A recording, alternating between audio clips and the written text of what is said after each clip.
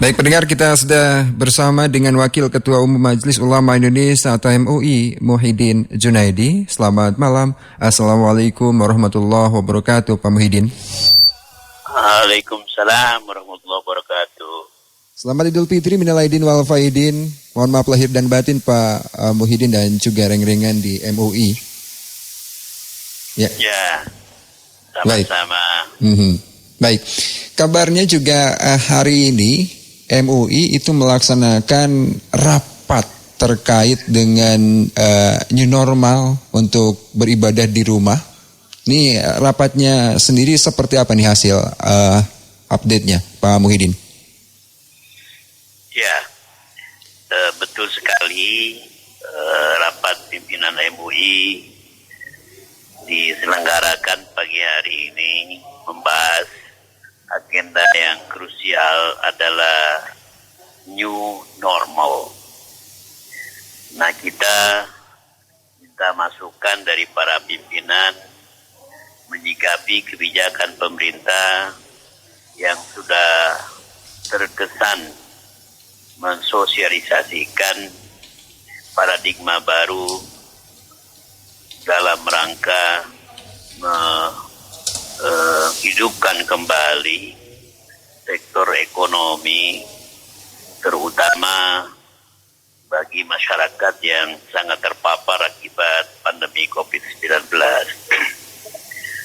Dari hasil rapat itu ada semacam keputusan untuk memberikan amanah kepada tim kecil dari Kesekjenan guna menyiapkan sikap MUI secara komprehensif, cover both side, mengakomodasi berbagai macam pemikiran-pemikiran yang ada. Ini penting karena sikap MUI harus terus terang menjadi sikap yang menunjukkan keberpihakan kepada masyarakat secara luas, terutama umat Islam. Bagi MUI, new normal sebetulnya butuh penjelasan yang lebih komprehensif dan menyeluruh kepada publik. Karena istilah dan terminologi tersebut masih sangat baru, apalagi belum ada sosialisasi secara masif, secara viral di kalangan masyarakat sehingga masyarakat tidak paham.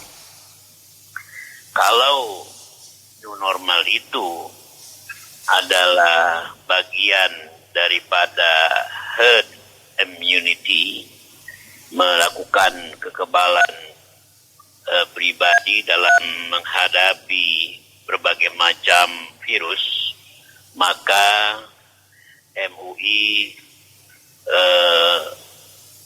belum bisa menerimanya dan menolaknya karena sejauh ini belum ada laporan secara resmi tentang perkembangan pandemi COVID-19, mereka yang terpapar, dan langkah-langkah yang jelas yang sudah disiapkan oleh pemerintah.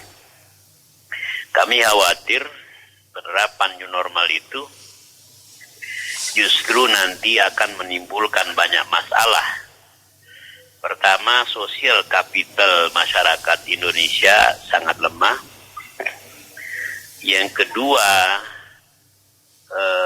pemerintah belum banyak menunjukkan keberpihakannya kepada rakyat karena bantuan kepada rakyat yang 405 triliun itu sejauh ini belum banyak membantu masyarakat karena data yang disampaikan kepada pemerintah ternyata tidak sinkron. Banyak yang salah alamat dan tidak tepat sasaran. Nah, kita belajar dari pengalaman beberapa negara di dunia yang menerapkan herd immunity. Apabila new normal itu adalah bagian daripada herd immunity, data menunjukkan bahwa negara-negara yang melakukan itu seperti Inggris dan Swedia, dua-duanya menyatakan bahwa herd immunity itu gagal dan 60% masyarakat itu terpapar apabila herd immunity diterapkan di masyarakat dan negara masing-masing. Sehubungan dengan itu, Majelis Ulama Indonesia yang merupakan perpanjangan dari seluruh ormas yang ada di negara ini mengusulkan agar pemerintah memikirkan kembali dan meninjau kembali penerapan itu, karena ada kesan seakan-akan pemerintah itu lebih mengutamakan penyelamatan ekonomi daripada penyelamatan jiwa dan nyawa manusia. Okay. Dalam pandangan Islam ada maqasidus syariahnya itu kita menempatkan yang pertama adalah penyelamatan agama, kemudian penyelamatan jiwa atau nyawa, kemudian penyelamatan keturunan, baru penyelamatan harta dan lain sebagainya. Jadi kita tahu bahwa perilaku dan kebijakan pemerintah yang melonggarkan serta membuka kembali pusat-pusat perbelanjaan pada saat kurva masih begitu tinggi, ini dikhawatirkan bisa menimbulkan bencana baru. Baik. Jangan-jangan ada the second wave of pandemi COVID-19 akan lebih berbahaya. Okay. Oleh karena itu, Majelis Ulama Indonesia minta kepada pemerintah agar jangan terburu-buru menerapkan konsep new normal itu kepada masyarakat seakan-akan masalahnya sudah normal. Okay. Baik. Hanya new normal ini hanya bisa dilakukan apabila ya kurvanya sudah menurun, orang yang terpapar sudah terus mengalami ya penurunan landai, kemudian kebijakan pemerintah tepat sasaran, dan penegakan hukumnya berjalan, baru dibukalah keran itu secara ya gradual, bertahap. Oke, baik. Kita tahu bahwa pemilik pusat-pusat perbelanjaan umumnya adalah para konglomerat. Ya, jadi membuka pusat-pusat perbelanjaan itu terkesan bahwa pemerintah saat ini dapat tekanan dari para pemilik modal yang mungkin mengalami penurunan keuntungan bagi mereka. Nah, ini perlu dipertimbangkan secara matang. Baik. Ya, Baik. Nah, seperti itu. Pak Muhyiddin, di new normal ini tetap himbauan dari MUI untuk melaksanakan ibadah di rumah tetap dilakukan, dihimbau ya? Ya, kalau ibadah, kita kan sudah mengeluarkan fatwa nomor 14 tahun 2020 yang itu merupakan hasil kajian dan diskusi yang tak mungkin kita rubah. Kita menjelaskan bahwa ada dua kawasan terkendali dan kawasan tidak terkendali. Kawasan terkendali adalah yang tidak ada kasus ODP, PDP, dan positif COVID-19. Ya, dipersilakan kepada masyarakat untuk beribadah secara normal. Sementara kawasan yang tidak terkendali, dengan demikian ya dia harus mengikuti protokol kesehatan sehingga bisa memutus mata rantai penyebaran COVID-19, baik itu di masyarakat, di masjid, Ya, maka stay at home itu merupakan pilihan terbaik. Karena sementara ada pemikiran boleh saja kita keluar, tapi kita harus paham, harus punya istilahnya perisai.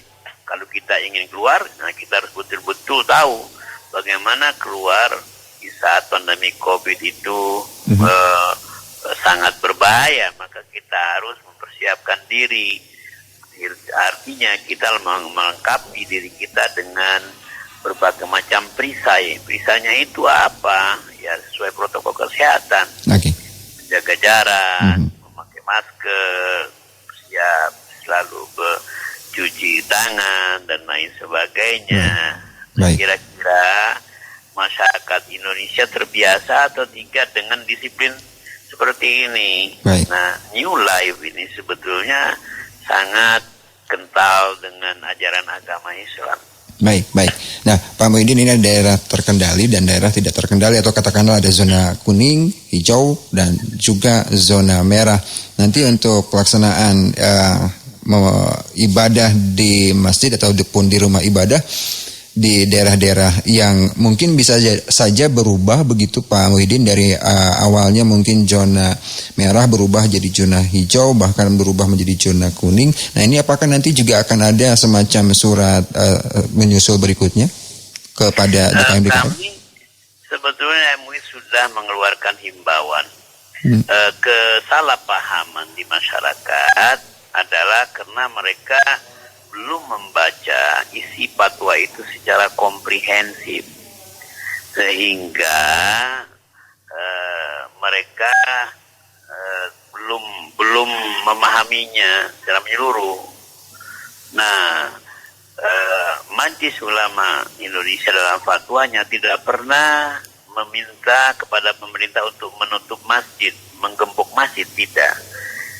Yang kita sampaikan, daerah tak terkendali adalah harus menjaga keamanan, menghindari terpaparnya COVID-19, dan menghindari kerumunan.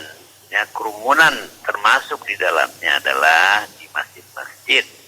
Nah, masjid yang belum diinspektan, masjid-masjid yang belum memenuhi protokol kesehatan, itu bisa saja menjadi sumber penularan. Tapi fakta di lapangan menunjukkan bahwa banyak yang menjadi sumber penularan adalah di gereja-gereja, para pendeta, dan lain sebagainya. Bahkan yang meninggal dari tokoh-tokoh agama paling banyak adalah para pendeta, bukan ulama.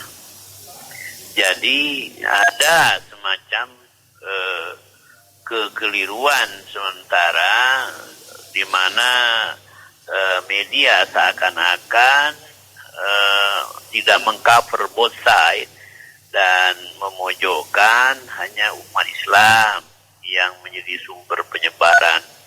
Katakanlah kawan kita dari jamaah tabligh dan orang yang salat berjamaah dan sebagainya. Betul, ada, kita tidak menafikan ada orang berjamaah yang terpapar virus COVID-19, tapi angkanya itu tidak signifikan. Bahkan kalau kita ingin jujur mengatakan di India kelompok jamaah tabligh itu bisa sembuh ya dari COVID-19 dan dimintai mereka plasmanya untuk dijadikan sebagai rujukan oleh pemerintah India. Jadi satu sisi ya ada sisi positif yang perlu kita sampaikan kepada publik. Nah, kepada masyarakat Indonesia, seiring dengan adanya rencana new normal, maka masyarakat minta agar pemerintah bersikap lebih adil. Kalau memang sudah ada pelonggaran, relaksasi dari pemerintah karena pusat perbelanjaan dibuka, maka seharusnya masjid juga dibuka. Seperti itu. Tetapi kita tidak terburu-buru perintah kepada pemerintah agar membuka masjid kalau memang kondisinya belum memungkinkan, kalau kurvanya masih tinggi. Maka itu disesuaikan dengan kondisi wilayah masing-masing. Tidak bisa kita mengeneralisir. Kalau wilayah memang penularannya sudah tidak ada, cenderung menurun, melandai, silakan. Tapi kalau dia masih naik, ya jangan, karena justru akan menjadi bom waktu. Itu adalah suicide action, ya, bunuh diri itu. Oke, baik. Nah, Pak Muhyiddin, apakah juga dari pihak pemerintah ini juga ada perwakilan atau mungkin dari pihak MUI sendiri sempat ada perwakilan terkait dengan persiapan pembahasan new normal di tanah air ini? Ya, kami rapat internal ya. Sementara kita mengakomodir pendapat-pendapat yang berkembang dari pimpinan MUI, bagaimana kita bersikap dengan rencana new normal tersebut. Yang jelas kami tadi sepakat satu suara agar pemerintah meninjau kembali rencana tersebut dan memberikan edukasi secara masif, memviralkan apa yang dimaksud itu dan memberikan laporan komprehensif tentang penanganan COVID-19. Jangan sampai yang ujuk-ujuk pemerintah mengeluarkan kebijakan baru tanpa harus melakukan pembahasan, mengundang tiap pihak terkait seperti para pakar dari ID, dari PPNI, di semua stakeholder yang ada di negara ini dimintailah diajak musyawarah gimana. Jangan langsung pemerintah seakan-akan dialah yang paling benar. Pemerintah itu harus juga mendengar ya aspirasi masyarakat kelas bawah dan masyarakat yang mungkin berbeda paham dengan pemerintah. Perbedaan paham itu jangan selalu diartikan negatif, bahkan jauh kadang-kadang baik, lebih baik untuk keselamatan bangsa. Kita sejak awal sudah sepakat ya bahwa penyelamatan yang lebih diutamakan adalah penyelamatan jiwa. Oke, pemerintah mungkin punya argumen saat ini banyak orang yang terpapar secara ekonomi, bahkan mungkin saja mati karena kemiskinan, betul. Tapi kenapa mereka begitu terpapar? Karena tidak ada affirmative action dari pemerintah. Ya, ini kebijakan pemerintah yang ambigu, dana yang sumbangan pemerintah juga tidak tepat sasaran, jadi jangan terus disalahkan rakyat.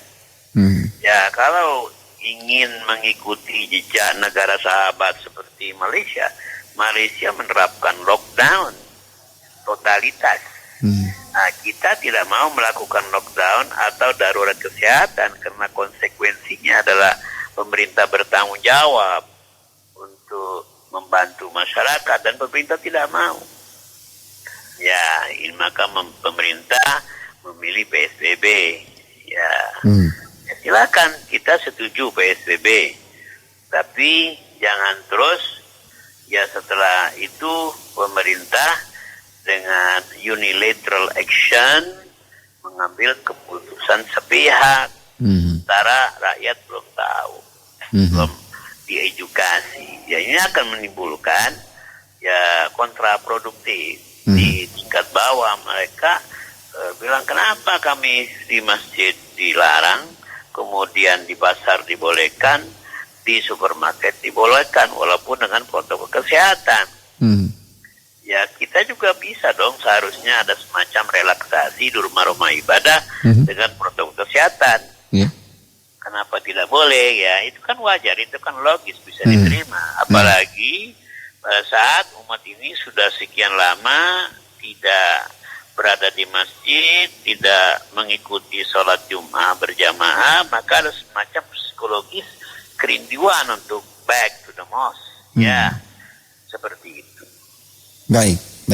Semoga saja nanti juga ada kejelasan sebelum memasuki new normal sehingga tentu MUI juga bisa mengambil sikap lain tentunya kalau saat ini memang masih memegang fatwa sebelumnya ya Pak Muhyiddin ya.